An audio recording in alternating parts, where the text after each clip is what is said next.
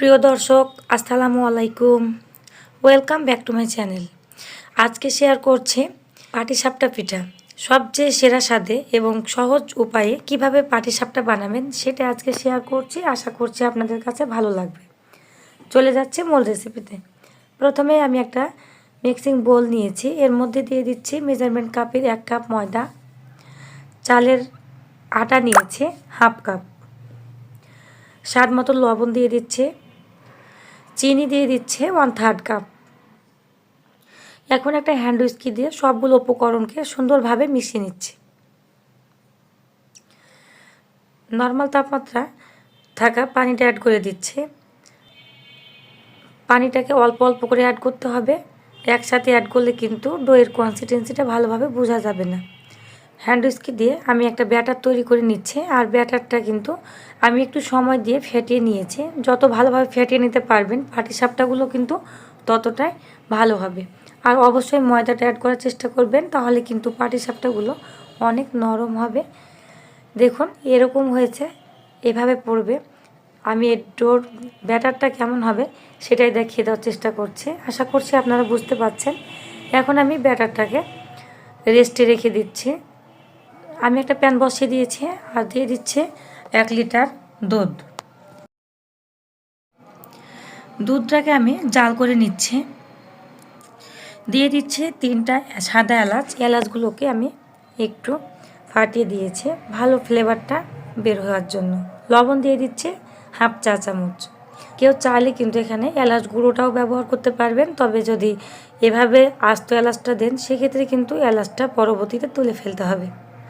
দেখতে পাচ্ছেন জাল করার একটা সময় কিন্তু আস্তে আস্তে সর হয়ে যাচ্ছে আর দুধের কালারটাও চেঞ্জ হয়ে যাচ্ছে আর দুধটাও কিন্তু পরিমাণে কমতে শুরু করেছে। এ পর্যায়ে অ্যাড করে দিচ্ছে আখের গুড়। আর আখের গুড়টা দিয়েছি অর্ধেক, আর বাকি অর্ধেকটা আমি চিনি দিব। মানে যতটুকু লাগবে মিষ্টিটা নিজের পছন্দ অনুযায়ী বাড়িয়ে কমে দিতে পারবেন। 1/3 কাপ চিনি দিয়ে দিচ্ছে। এ পর্যায়ে নাড়াচাড়া করলে একটা সময় কিন্তু চিনিটা এবং গুড়টাও কিন্তু গুলে যাবে। এখন অ্যাড করে দিচ্ছে চালের গুঁড়া। আমি ফেটিয়ে রেখেছি এইভাবে, নাহলে কিন্তু গোটা হয়ে যাবে সরাসরি চালের গুঁড়াটা দিলে। তাই এভাবে পানি দিয়ে মিশিয়ে অ্যাড করে দিতে হবে। এখানে আমি 2 টেবিল চামচ পরিমাণ চালের গুঁড়া অ্যাড করেছি। এখন এই উপকরণগুলো আস্তে আস্তে কিন্তু গাঢ় হয়ে যাবে, তাই নাড়াচাড়া করতে হবে এ পর্যায়ে সব সময়, না হলে নিচে লেগে যাবে কিংবা গোটা হয়ে যাবে। এলাচগুলো তুলে ফেলে দিচ্ছে, নাহলে মুখে পড়লে কিন্তু খেতে একদম বাজে লাগবে। এখন আমি ভালোভাবে নেড়ে চেড়ে এগুলোকে আস্তে আস্তে কিন্তু শক্ত করে নিব।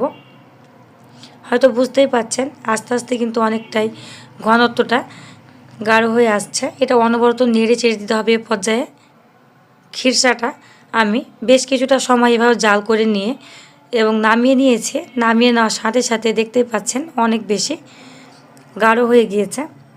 এটা ঠান্ডা হয়ে গেলে একদমই গাঢ় হয়ে যাবে।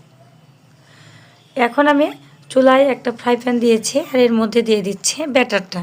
2 চামচ ব্যাটারটা দিয়ে দিচ্ছে, এভাবে ঘুরিয়ে ঘুরিয়ে দিচ্ছে। আর এই খিরসাগুলো লম্বা করে এভাবে রোলের মতো করে দিয়ে দিচ্ছে। এবার একটা সাইড থেকে এইভাবে দিয়ে দিতে হবে খুন্তির সাহায্যে। দেখতেই পাচ্ছেন কতটা সহজ এই পাটিসাপটাটা করা। এখন ফোল্ডিংটা করা হয়ে গেলে উল্টে পাল্টে 2টা সাইডই কিন্তু ভেজে নিতে হবে 1 মিনিট করে। তো অনেক বেশি ভাজার দরকার নেই। আর ময়দা দেওয়ার জন্য পাটিসাপটাগুলো কিন্তু অনেক বেশি নরম আর সফট হয়েছে, আর খেতেও কিন্তু ভীষণ মজার হয়েছে। আমি একটা পাটিসাপটা করে দেখিয়েছি, আরও একটা পাটিসাপটা আপনাদেরকে দেখিয়ে দিচ্ছি। খুবই সহজ। এইভাবে কিন্তু চুলাতে 1 মিনিট দিয়ে রাখলে এইভাবে ফোল্ডিং করে নিতে হবে খিরসাগুলো দিয়ে। খুবই মজার একটা রেসিপি। একবার দেখলে যে কেউ এটা অনায়াসে বানাতে পারবে। সেমভাবে আমি সবগুলো পাটিসাপটাকে কিন্তু বানিয়ে নিয়েছি। আমি আশা করছি আপনাদের কাছে আমার আজকের এই পাটিসাপটা রেসিপি খুবই ভালো লাগবে। সবাই অনেক অনেক ভালো থাকবেন। আজকের মতো বিদায় নিচ্ছি। আল্লাহ হাফেজ।